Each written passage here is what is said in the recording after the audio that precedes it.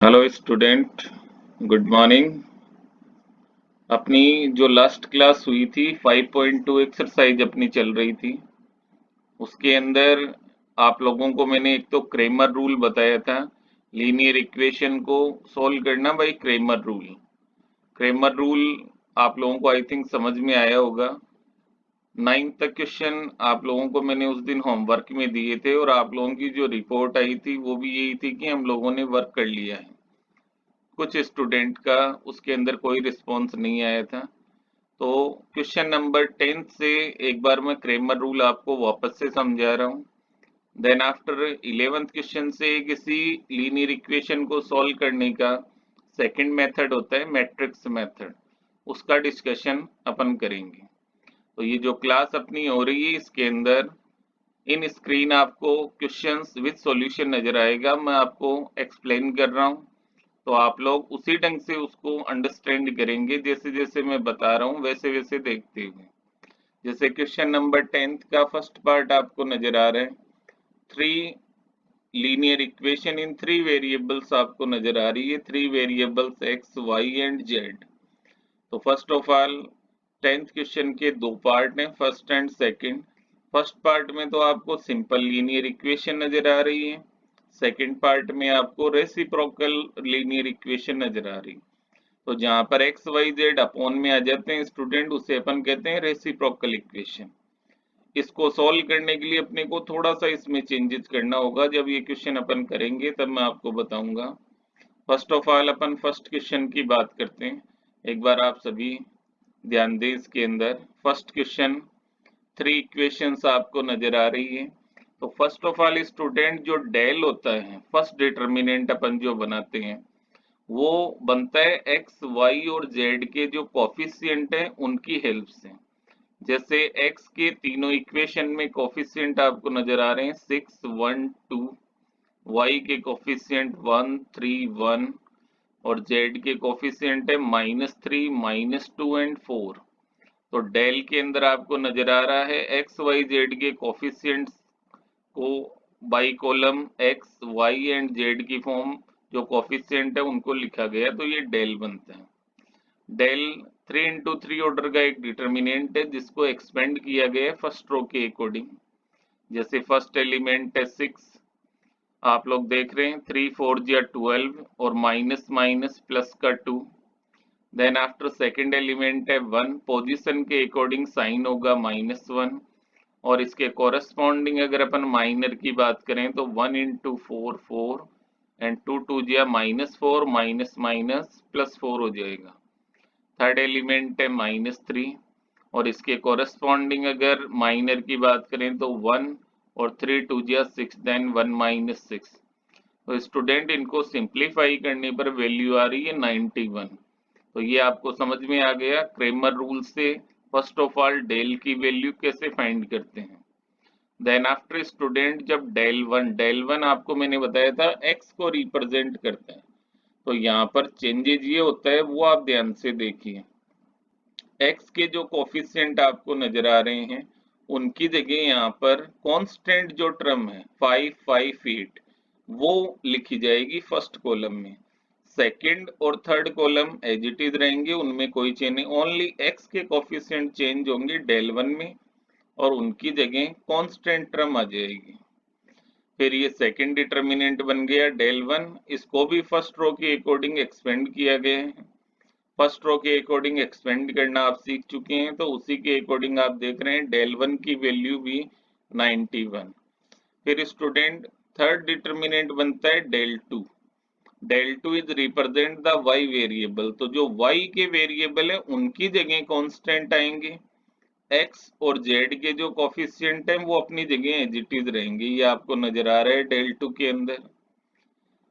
Second column y के जो coefficient थे उनकी जगह कांस्टेंट 5 5 8 x और z के कोफिशिएंट एज इट इज। फिर इसको एक्सपेंड किया गया फर्स्ट रो के अकॉर्डिंग, तो डेल टू की वैल्यू स्टूडेंट आ रही है 182। Then after student del three के अंदर आपको नजर आ रहा है x और y के कोफिशिएंट एज इट इज रहेंगे और जो z के कोफिशिएंट है उनकी जगह कांस्टेंट 5 5 8। ये तीनों डिटर्मिनेंट बनाने का तरीका आप लोग समझ गए होंगे। फिर del 3 को एक्सपेंड करने पर once again value 91। Cramer rule में आपको मैंने बताया था x equal to del 1 upon del होता है स्टूडेंट, दोनों की वैल्यू यहाँ पुट की गई, देन x की वैल्यू 1, y का मतलब del 2 upon del 182 upon 91 then 2, z का मतलब student del 3 upon del 91 upon 91 then 1। तो x1 y2 एंड z1 ये जो तीनों वेरिएबल की वैल्यू है स्टूडेंट, ये जो 3 लीनियर इक्वेशन आपको गिवन थी उन तीनों को सेटिस्फाई करेंगे। आप किसी भी इक्वेशन में ये वैल्यू पुट करके देख सकते हैं, ये तीनों इक्वेशन का सॉल्यूशन होगा। देन आफ्टर स्टूडेंट इसका जो सेकंड पार्ट है उसमें रेसिप्रोकल लीनियर इक्वेशन है, एक्स वाई और जेड अपॉन में आ रहे हैं। तो फर्स्ट ऑफ ऑल इनको सिंपल लीनियर इक्वेशन में बदलने के लिए 1 अपॉन एक्स को ए लेट किया गया, 1 अपॉन वाई बी और 1 अपॉन जेड को सी लेट किया जाएगा। तो आप देख रहे हैं 1 अपॉन एक्स ए, यहाँ पर 1 अपॉन वाई स्टूडेंट एक्स नहीं है तो 1 upon Y equal to B and 1 upon Z equal to C. ये 2, 3 और 10 एबीसी के कोफिशिएंट बनेंगे। तो फर्स्ट इक्वेशन अपनी बनेगी 2a plus 3b plus 10c equal to 4। ऐसे second 4a minus 6b plus 5c equal to 1। Third है 6a plus 9b minus 20c equal to 2। अब ये तीनों लीनियर इक्वेशन की सिंपल फॉर्म है और इनमें एक्स वाई जेड की जगह स्टूडेंट अब वेरिएबल है एबीसी। तो जो डेल अपना बनेगा स्टूडेंट वो एबीसी के कोफिशिएंट से बनेगा। अभी फर्स्ट पार्ट में आपने डेल बनाया था एक्स वाई जेड से, यहाँ वेरिएबल हो गए अब एबीसी। तो डेल की वैल्यू आप देख रहे हैं एक्स के कोफिशिएंट, वाई के कोफिशिएंट और जेड के कोफिशिएंट, और इनको बाई फर्स्ट रो एक्सपेंड करने पर वैल्यू आ रही है 1200। ऐसे ही डेल वन के अंदर आपको मैंने बताया था क्या चेंज करना है, एक्स के जो वेरिएबल हैं उनकी जगह कांस्टेंट टर्म आ जाएगी, वाई और जेड के जो कोफिशिएंट हैं वो एज इट इज रहेंगे। तो आप देख रहे हैं डेल वन को एक्सपेंड किया गया फर्स्ट रो के अकॉर्डिंग, वैल्यू आ रही है 600। Then after student del two change होगा, वाई के कोफिशिएंट हटेंगे और उनकी जगह कांस्टेंट टर्म आएगी, एक्स और जेड के कोफिशिएंट एज इट इज, और डेल टू की वैल्यू आ रही स्टूडेंट 400। देन आफ्टर स्टूडेंट आगे अपन देखते हैं इसके अंदर डेल थ्री। डेल थ्री में आपको मैंने बताया था जेड के कोफिशिएंट रिप्लेस होंगे कांस्टेंट के द्वारा, एक्स और वाई के कोफिशिएंट एज इट इज रहेंगे, और डेल थ्री को बाई फर्स्ट रो के अकॉर्डिंग एक्सपेंड करने पर स्टूडेंट आ रहा है 240। तो by using Cramer rule A की value del one upon del 600 upon 1200 it is 1 upon 2, B equal to del 2 upon del 400 upon 1200 it is 1 upon 3, C की value del 3 upon del 240 upon 1200 it is 1 upon 5। ये student अपना answer नहीं है, ये ABC की value है, answer आपका x y z की वैल्यू ही होगा। तो फर्स्ट ऑफ ऑल स्टूडेंट आपने जो लेट किया था वहां चलते हैं, 1 अपॉन एक्स को आपने ए लेट किया था, ए की value 1 upon 2 means 1 upon 2 equal to 1 upon x. यहाँ अगर स्टूडेंट क्रॉस मल्टीप्लाई करेंगे तो एक्स की वैल्यू 2, ऐसे ही 1 upon Y equal to B means 1 upon Y equal to 1 upon 3 then y equal to 3, और 1 upon Z equal to C, C की value 1 upon 5 then 1 upon Z equal to 1 upon 5 then z equal to 5। तो student आपका answer है x2 y3 and z5। ये Cramer rule को एक बार मैंने वापस रिवाइज किया है क्वेश्चन नंबर 10 के द्वारा। तो आई थिंक अब आप लोग इसको अच्छे ढंग से अंडरस्टैंड कर गए होंगे कि क्रेमर रूल से किसी भी लीनियर इक्वेशन को कैसे सॉल्व किया जाता है। 11th क्वेश्चन है स्टूडेंट, नया मेथड है मैट्रिक्स मेथड से इक्वेशन को सॉल्व करना, और मैट्रिक्स मेथड जहाँ आएगा स्टूडेंट आप लोगों को मैंने इनवर्स फाइंड आउट करना बताया था किसी भी मैट्रिक्स का, वो इनवर्स वापस इसके अंदर अपने को फाइंड आउट करना पड़ेगा। और बहुत ही सिंपल क्वेश्चन है। अगर इनवर्स आप लोग अच्छे ढंग से फाइंड कर लेते हैं तो बहुत इजीली हो जाएगा। फर्स्ट पार्ट आपको नजर आ रहा है स्टूडेंट, टू वेरिएबल्स में टू इक्वेशंस हैं। वेरिएबल हैं एक्स एंड वाई, दो ही वेरिएबल आपको नजर आ रहे हैं इसके अंदर।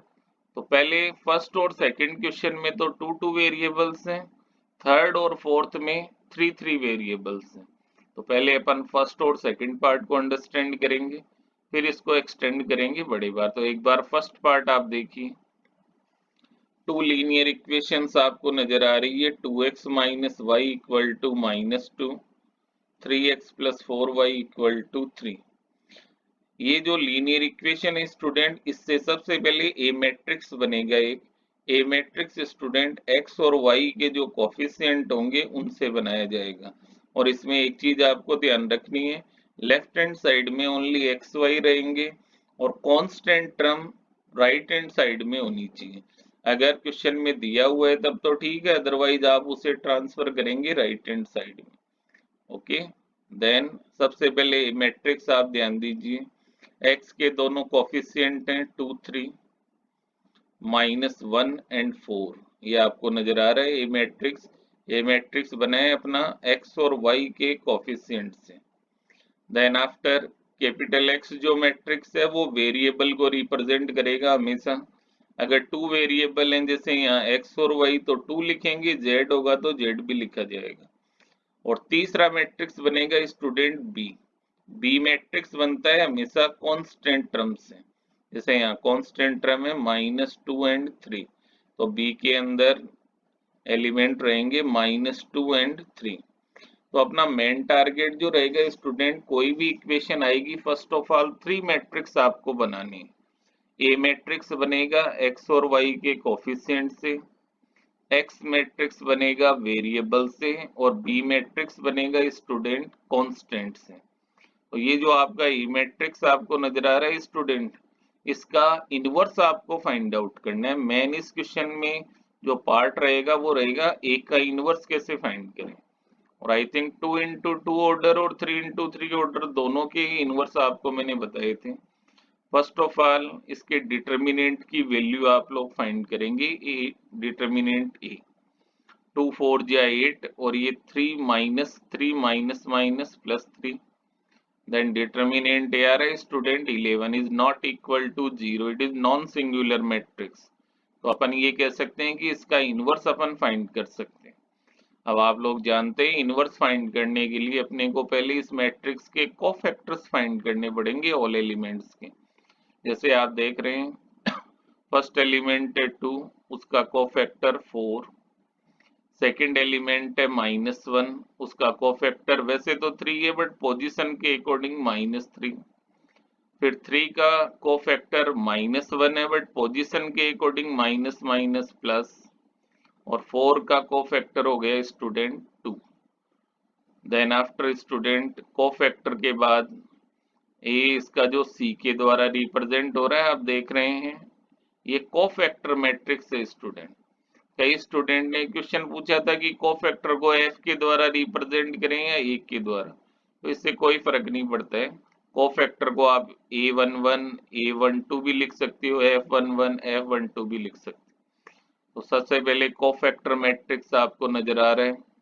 इस कोफैक्टर मैट्रिक्स का स्टूडेंट ट्रांसपोज करने पर अपने को पता है एडजॉइंट मैट्रिक्स बनता है।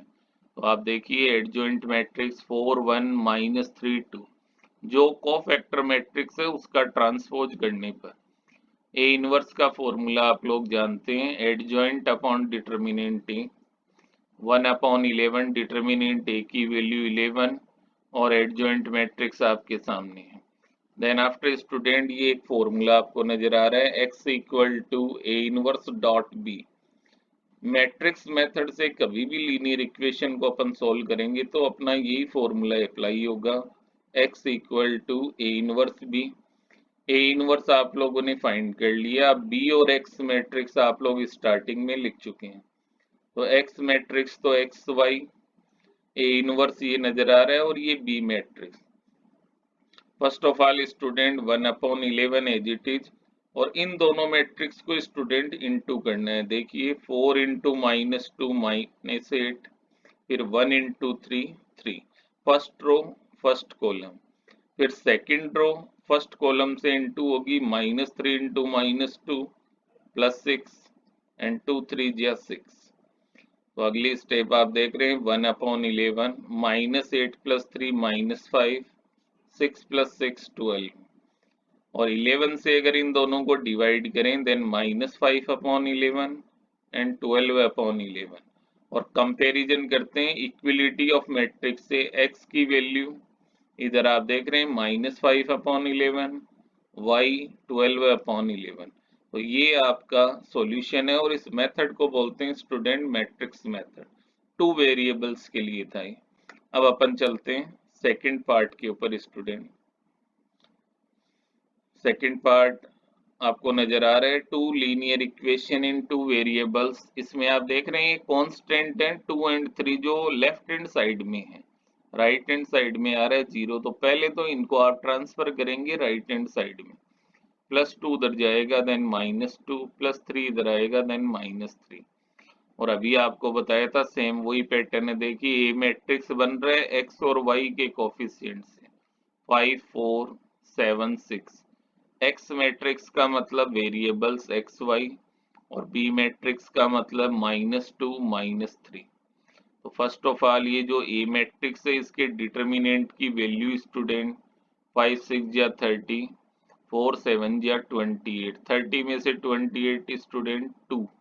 तो 2 इज नॉट इक्वल टू 0, इसका मीन्स इसका इनवर्स डिफाइंड कर सकते हैं अपन। कोफैक्टर आपको नजर आ रहे हैं सबके। पहले 5 का कोफैक्टर 6, 7 का कोफैक्टर -4, 4 का कोफैक्टर -7 और 6 का कोफैक्टर 5। तो एडजॉइंट मैट्रिक्स बनाने के लिए स्टूडेंट आप देख रहे हैं ये जो कोफैक्टर मैट्रिक्स आपको नजर आ रहा है, फर्स्ट ऑफ ऑल उसका ट्रांसपोज मैट्रिक्स आपको नजर आ रहा है, एडजॉइंट मैट्रिक्स आ चुका है। ए इनवर्स का मतलब एडजॉइंट है अपॉन डिटर्मिनेंट ए। तो अगली स्टेप के अंदर अपन चलते हैं student, x equal to A inverse B, matrix method का अपना फॉर्मूला है स्टूडेंट। x की आप देख रहे हैं मैट्रिक्स x, ये ए इनवर्स की वैल्यू है और ये बी मैट्रिक्स है आपका। अब ए इनवर्स को अपन बी से इंटू करेंगे, 1/2 बाहर रहेगा, इंटू करना आप सब जानते हैं आई थिंक। ये स्टेप देख रहे हैं 9/2 एंड -7/2। तो x की वैल्यू 9/2, y की वैल्यू स्टूडेंट -7/2। ये आपका सेकंड पार्ट।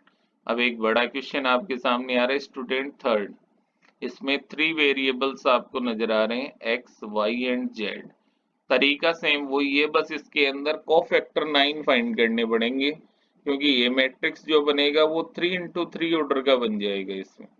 तो first of all A matrix पे ध्यान दीजिए, 1 3 1 x के कोफिशिएंट, 1 1 -1 y के कोफिशिएंट, -1 -2 -1 ये z के कोफिशिएंट।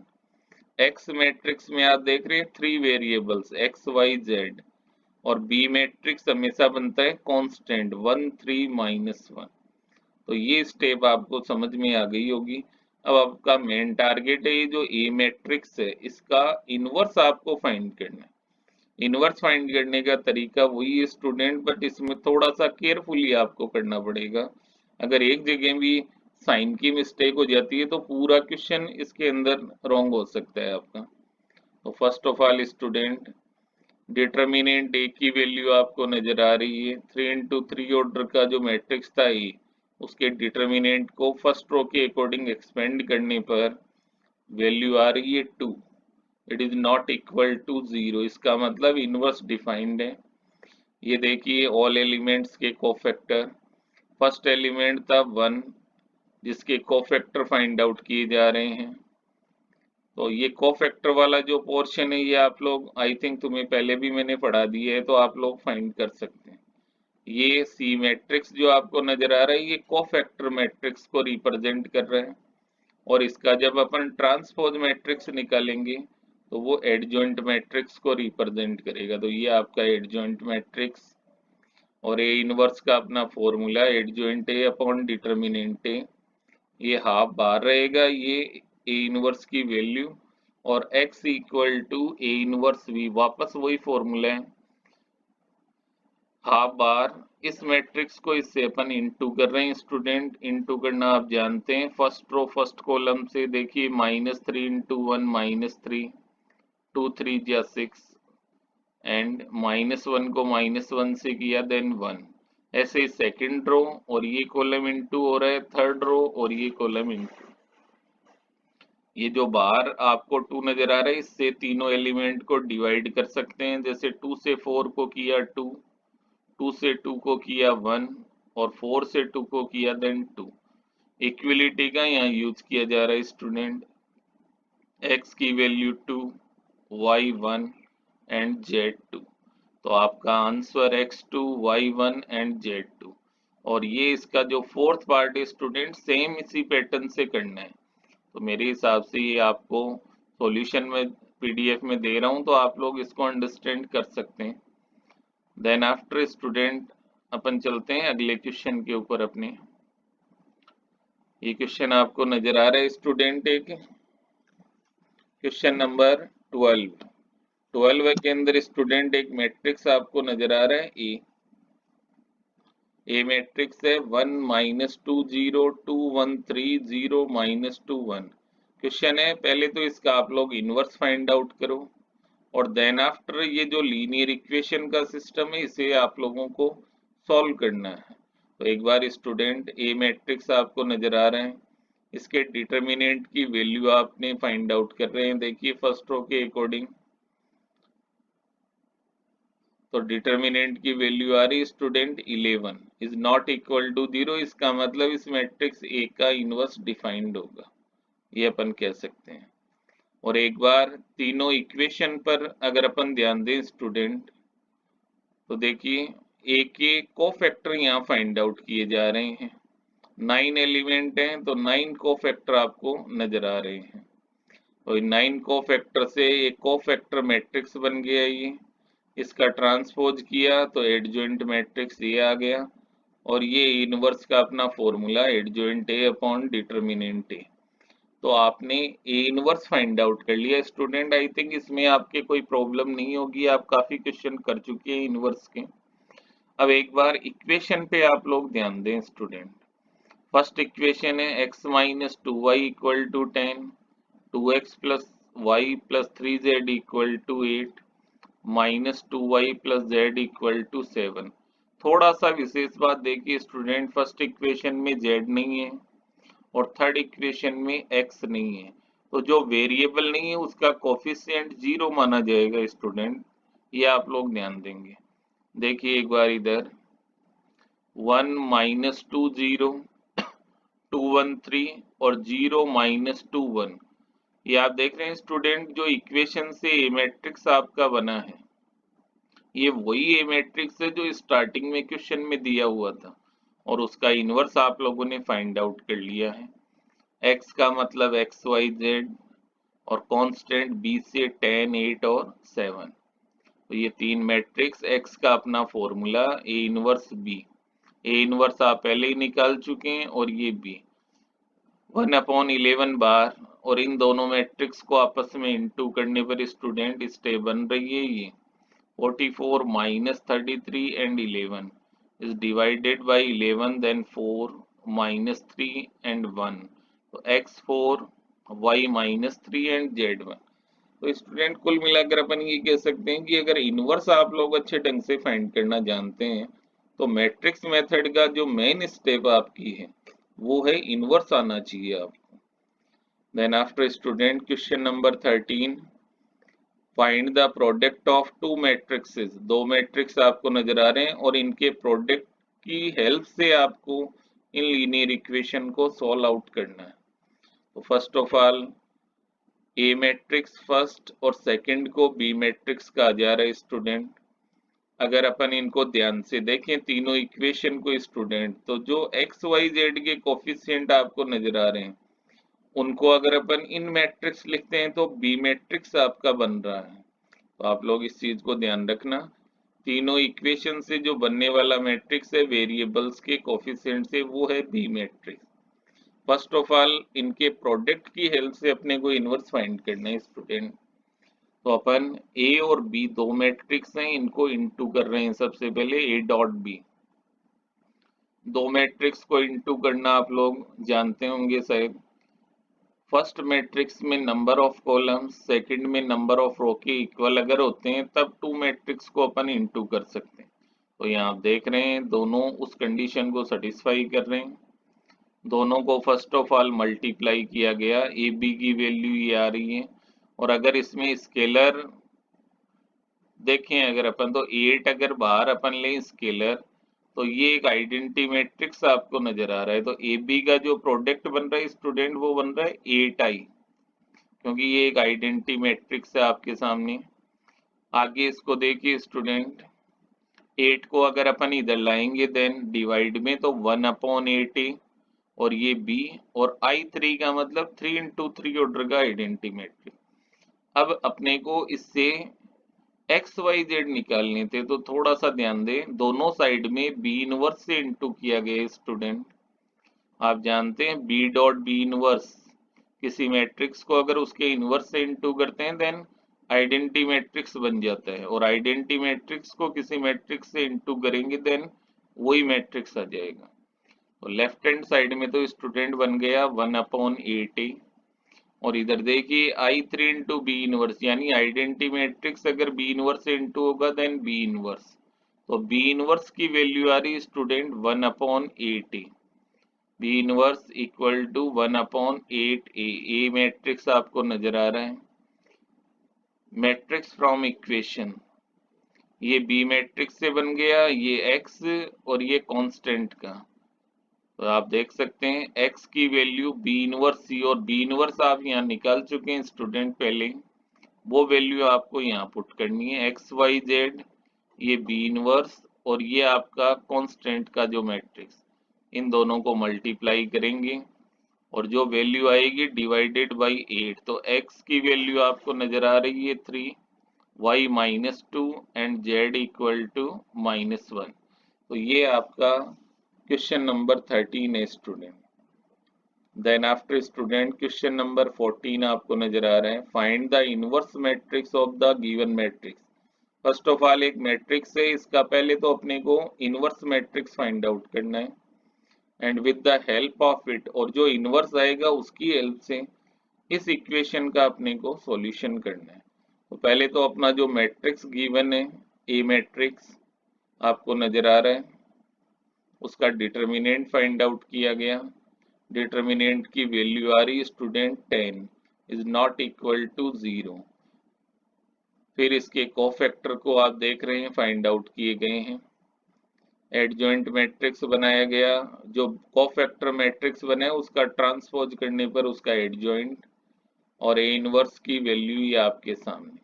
अब एक बार जो इक्वेशन का सिस्टम है उस पर आप लोग ध्यान दीजिए स्टूडेंट, थोड़ा सा इसमें आपको समझना पड़ेगा स्टूडेंट। देखिए लेफ्ट हैंड साइड के अंदर आपको जो इक्वेशन नजर आ रही है उन पे ध्यान देंगे आप लोग। इधर टू मैट्रिक्स हैं और इधर भी टू मैट्रिक्स हैं। इधर फर्स्ट मैट्रिक्स हाफ से इनटू है और इधर ये 2 से इनटू है, तो उसके अकॉर्डिंग इसमें चेंजेस किया जा रहा है, वो देखिए आप लोग। इधर आप देख रहे हैं x plus z, 2x plus y, y plus z, और राइट हैंड साइड के अंदर आपको वैल्यू नजर आ रही है स्टूडेंट।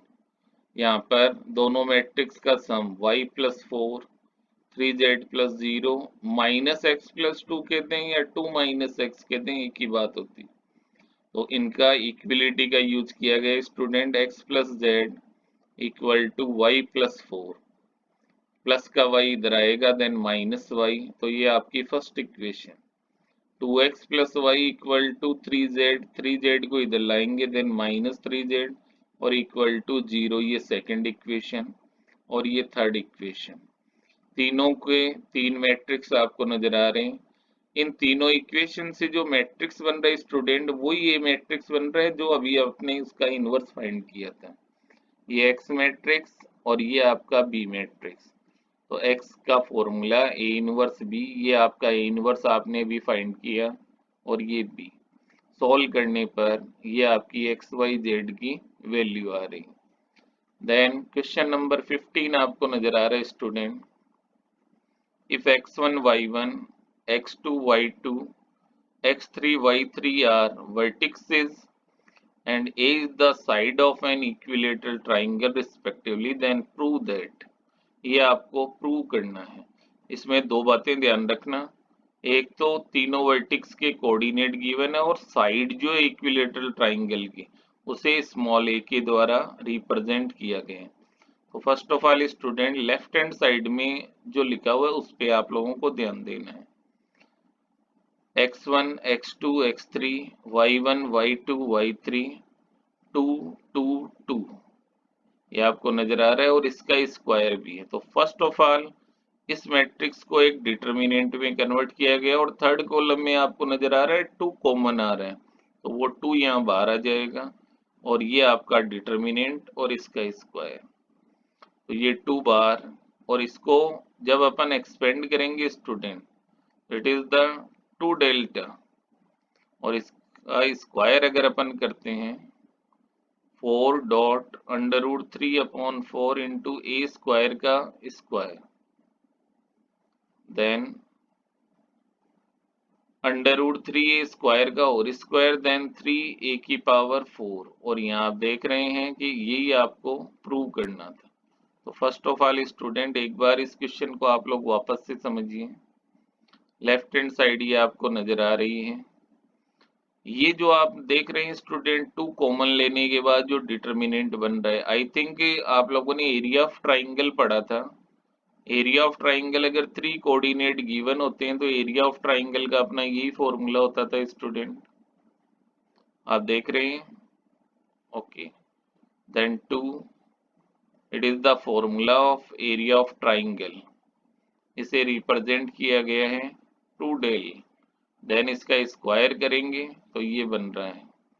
और इक्विलेटरल ट्राइंगल का जो एरिया होता है स्टूडेंट वो होता है under root 3 upon 4 a square, एक तो होता है डिटर्मिनेंट की हेल्प से और एक होता है बाई फॉर्मूला। तो ये यहाँ देख रहे हैं बाई फॉर्मूला डेल की जो एरिया ऑफ ट्राइंगल है उसको रिप्रेजेंट किया गया under root 3 upon 4 a square, और यहाँ पर इस 2 डेल का आप मतलब समझ रहे हैं स्टूडेंट, एरिया ऑफ ट्राइंगल के आगे हाफ आता है, उस हाफ को बैलेंस करने के लिए 2 इंटू डेल लिखा हुआ है और ये 2 बाहर है कॉमन, तो ये बन गया 4 डॉट डेल का स्क्वायर, और डेल की वैल्यू बाई फॉर्मूला होती है under root 3 upon 4 a square, it is area of equilateral triangle. इसको फिर सिंप्लीफाई किया गया स्टूडेंट, तो अंडर रूट 3 ए स्क्वायर का स्क्वायर इट इज 3 ए की पावर 4, और ये आपको प्रूव करना था। तो ये स्टूडेंट आपकी एक्सरसाइज है 5.2, ये मैंने आपको ऑल क्वेश्चन इसके एक्सप्लेन कर दिए हैं, सॉल्यूशन साथ में इनका, आप लोग इनको एक बार प्रैक्टिस करें और देखें ध्यान से। फिर भी अगर कोई क्वेश्चन में आपको दिक्कत आ रही हो तो आप लोग अपनी जो नेक्स्ट क्लास होगी उसके अंदर एक तो 5.2 के कोई भी डाउट हो आपके, या फिर मिसलेनियस का सॉल्यूशन भी मैं आपको साथ भेज रहा हूँ, तो उसको आप लोग फेयर नोटबुक में नहीं करेंगे, रफ में प्रैक्टिस करेंगे। फेयर में आपको वर्क करना है 5.2 तक ही, रफ में अंदर प्रैक्टिस करो। अगर उसमें भी कोई आपको डाउट आ रहा हो, कोई क्वेश्चन नहीं समझ में आ रहा हो, तो अपनी नेक्स्ट क्लास के पहले दोनों के डाउट के क्वेश्चन नंबर आप मुझे मैसेज करेंगे, तो अगली क्लास में मैं इन दोनों के डाउट्स जो होंगे आपके उन्हीं को एक्सप्लेन करूंगा। तो इस वीक में आई थिंक ये अपना चैप्टर कंप्लीट हो जाएगा, फिर अपन नेक्स्ट चैप्टर स्टार्ट करेंगे। तो आप लोग जैसे भी ये वीडियो क्लास आपके पास आ रही है आप लोग इसको इमीडिएटली साथ में ही सोल्व करें, ये नहीं 4-5 दिन बाद आप देखेंगे तो ये कंसेप्ट आपके लिए नहीं कर पाएंगे। Thank you very much.